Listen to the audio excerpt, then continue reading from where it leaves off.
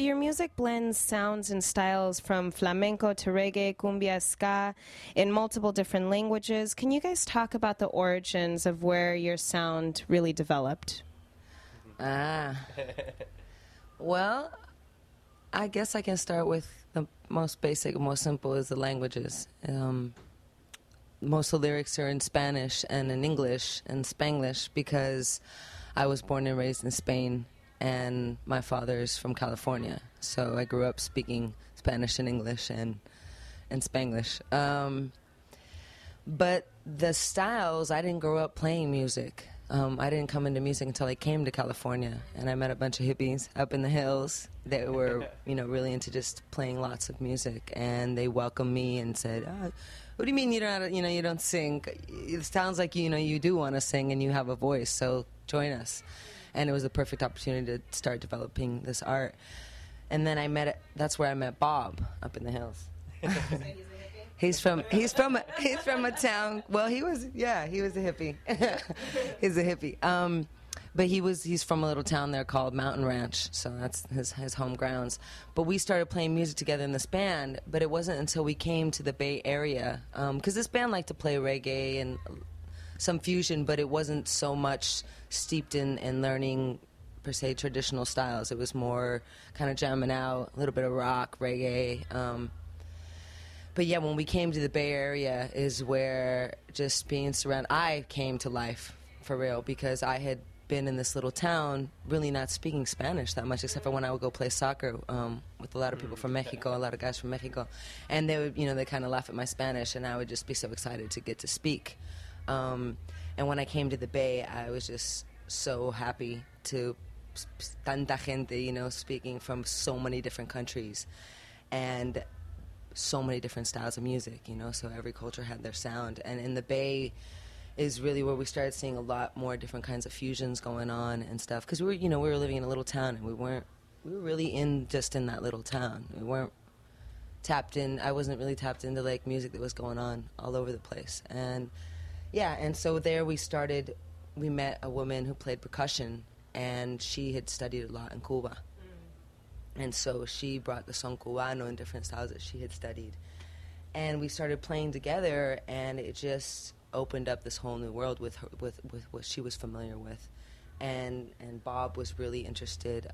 We slowly I'd always liked rumba flamenca, but I didn't really know anything about it. And he got super stoked on it.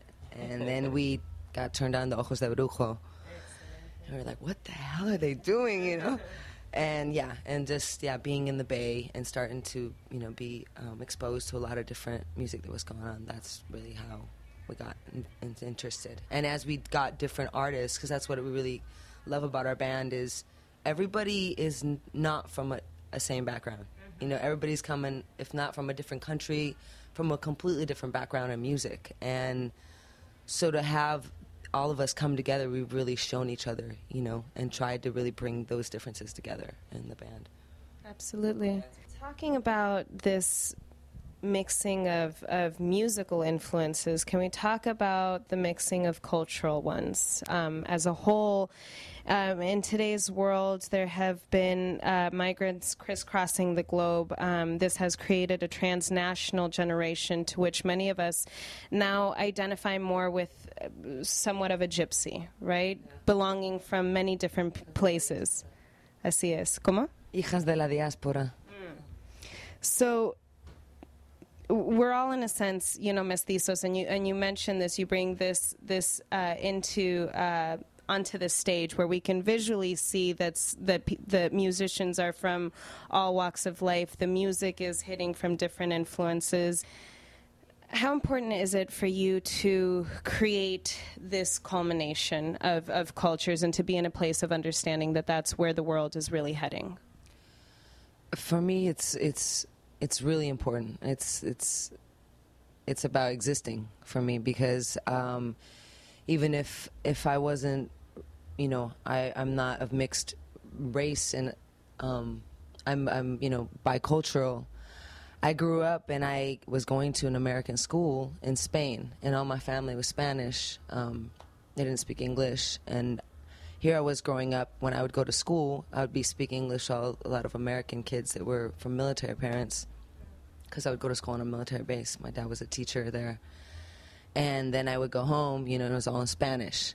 And my grandma, like, once I started going to school, it was like English started to kind of take control, you know. And I would be hanging out at my grandma's with my brother, and she'd be like, aquí se habla castellano, you know, like, I don't understand what you're saying. You don't speak no English here, you know. And it was like right there, like, seeing this, you know, this difference and this not so easily overlapping, you know. And it was, but as I was growing up, it was like who I was. And so I had to find a way to fit the, you know, it wasn't like I could deny one or the other, because it's like both who I was. And so coming here to the state, when I came to the U.S. and when I came specifically to San Francisco, and meeting people who had grown, you know, Chicanos or grown up like in a different way of speaking Spanglish, for instance. Like, I didn't realize that there was other people. I thought my brother and I and the people like that I went to school with spoke a mix of Spanish and English, or didn't feel comfortable completely in one or the other, you know. And so coming here and seeing like the whole Chicano culture and everything, I was like, what? I had no idea, you know, that this existed. And yeah, I think it's really important to show this hybridity and this mestizo, but also be aware of trying to maintain, you know, each culture as its own, and at the same time that I'm, you know, being this multicultural person. It's I don't know exactly how to explain it right now. Sorry. Yeah. It's the dilemma. Yeah, just I think it's especially important in a place and time where a lot of this kind of melting pot ideology gets imposed, and certain cultures, especially like Latino culture, gets appropriated to kind of sell white American culture. It's really important to try to maintain our roots, you know, as we are in our own ways becoming a different melting pot. Not a melting pot because the ingredients haven't melted, you know, like the Spanish is still here in whatever form, you know, carrying its roots, and the American in whatever form, you know, is carrying its roots, which is a mix of a lot of different stories and a lot of different cultures. So I don't know if that... No, absolutely. Do you have anything to add to that?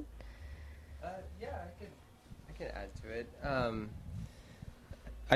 One thing is that obviously today, in today's world, it's pretty hard to avoid having these influences from so many cultures. We're exposed to so much around us, like so many different traditions. Or, I mean, being in a city, you can attend any number of festivals from any number of cultures, and there's even, you can even join a group and incorporate it into your own life.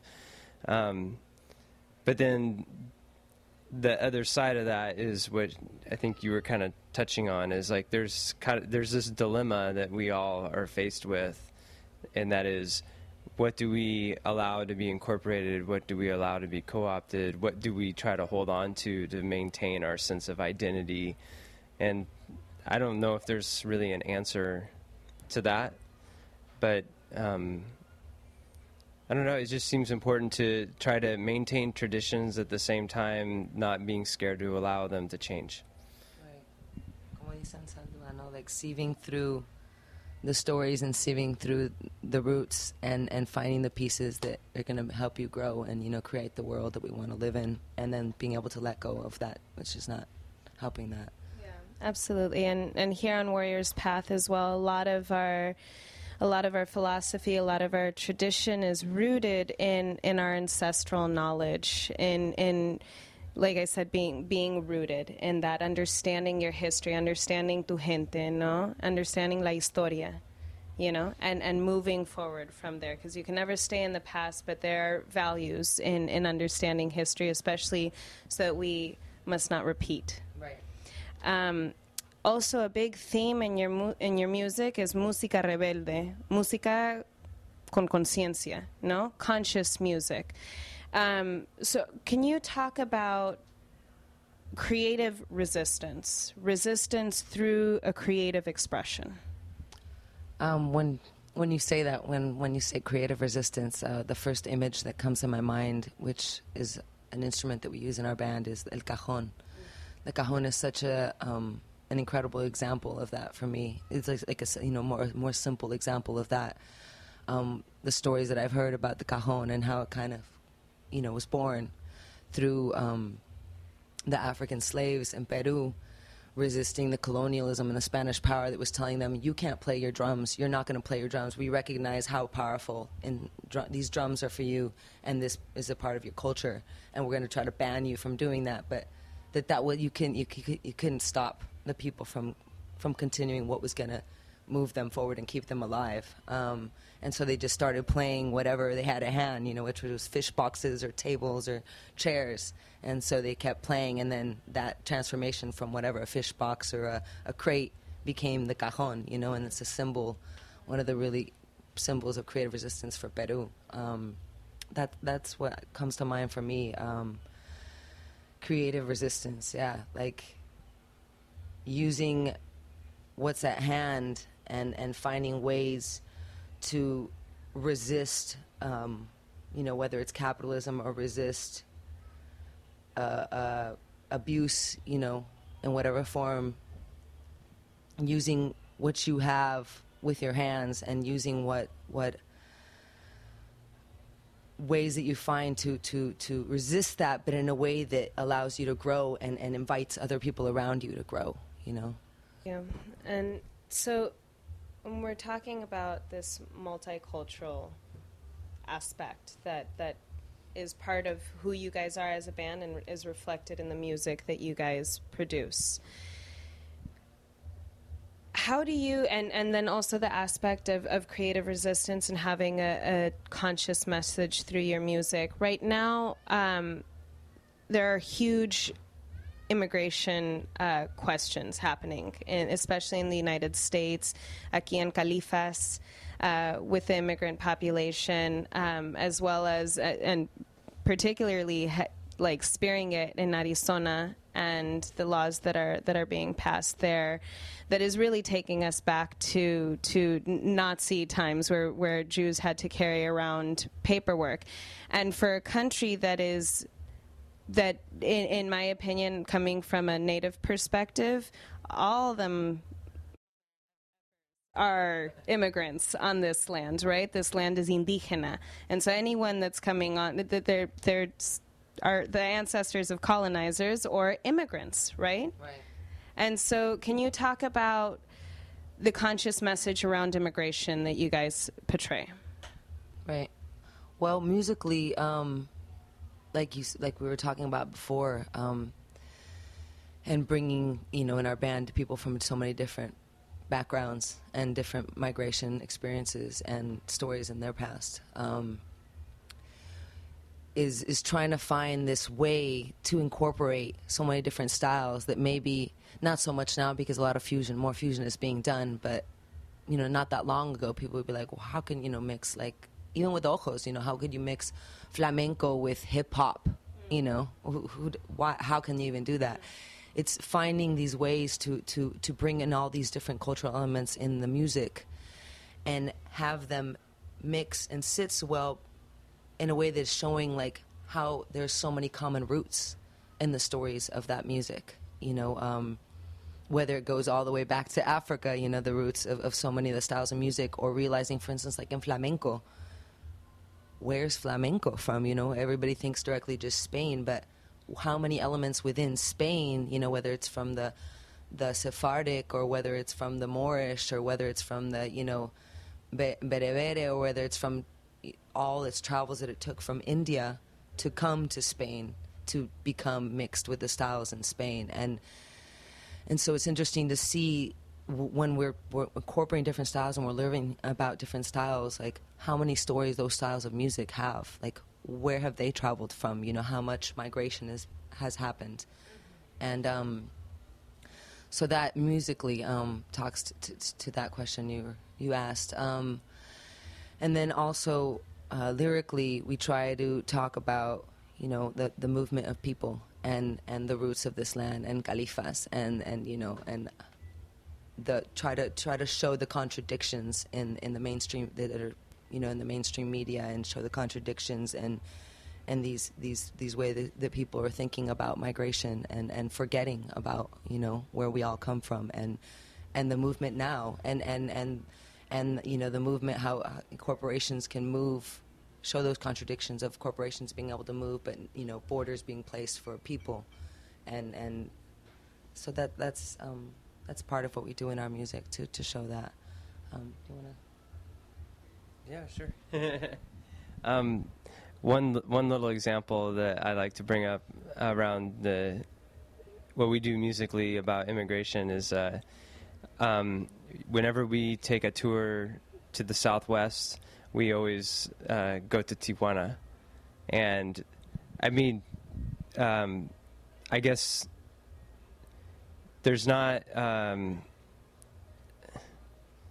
it's a big deal to go there by car with a band. It's not an easy feat. It's not like it's only a few minutes from San Diego, but it takes hours to get there and hours to get back.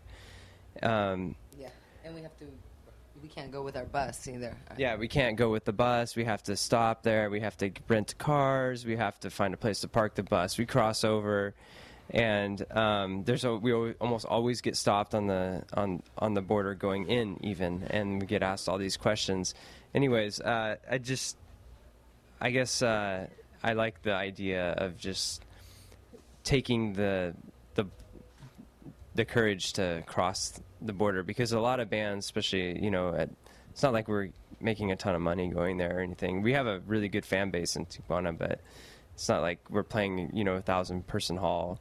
But it's, I don't know. I like that symbolic action of just intentionally, like, making the effort. Yeah, and there's so much fear around, like, oh, there's this border and there's all this violence there. By the way, we've never had a problem with the violence. The problem's always been with the border people. But it's just a symbolic act that we do, and just, I don't know why it seems important to do it, but. Bueno, so part of the Warriors PAth Productions, we incorporate the story and mythology of the grandmother spider, which is used in cultures around the world. In native cultures, she's referred to as grandmother spider, and she weaves this web of communication, of stories, right? And so what we're doing on Warriors PAth Productions is we're highlighting stories. And we all carry a story, right? We're all fulfilling our personal journey. That's our story. That's our myth. Can you talk about the stories that you're telling